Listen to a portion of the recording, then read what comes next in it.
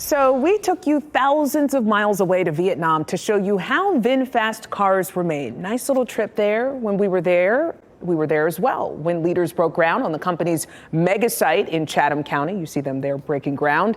And new tonight, the first VinFast electric vehicle is for sale locally in Cary and at the first non-VinFast owned dealership in North America. So we wanted to take one of the company's SUVs out for a test drive, tell you what we thought about it. WRAL's Chris Lovingood took a trip to the local dealership today. Chris, you were focused specifically on comparing your experience to the many good and bad reviews that you've seen online. Yeah, you know, I had seen reviews regarding the VinFast VF8. Some issues and people were saying online include response time on acceleration, general feel of the car when driving, and some of the key features, including the turn signals and alerts. One person even said the car flat out shut off during a drive. Now, admittedly, there were no major mishaps in the SUV when I drove it this afternoon, and it felt like your basic car.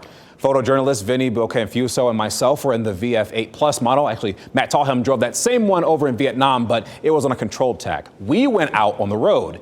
Now, this is the one, the VF8, this is the one that is going to be at the facility that's under construction. We were given a roughly 3 to 3.5 mile test drive behind the wheel.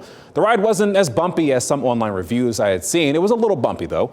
The turn signal was a little off, and when I tried to activate either direction, it wasn't intuitive as a typical car. Sometimes it just didn't stay on when I tried to turn.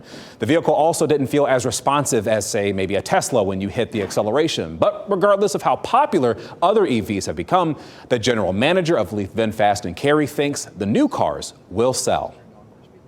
The most exciting part is VinFast actually sought us out to be their #1 dealer. I don't think we're going to have any difficulty selling at all. The stores that are always closest to the factory do very well in being successful. Now, at the time of filing this report, Leith hadn't sold one of the newest VinFast EVs. I plan to call later to check in. But keep in mind, today was just the first day of business. We did see people periodically coming by to check out the cars. Now, as for a closer look at my ride in the VF8 Plus, we're going to work on getting that online at WRAL.com. Yeah, you know, a lot of people at least want to test drive it knowing that it's being built right in our backyard. All right, Chris, thanks so much. And of course, WRAL's Matt Tallhelm traveled to Vietnam to show us how these cars come together. He also covered the growth in Chatham County with companies like VinFast and Wolfspeed setting up shop. This is all in an edition of On the Record. You can watch Changing Chatham County right now on WRAL.com.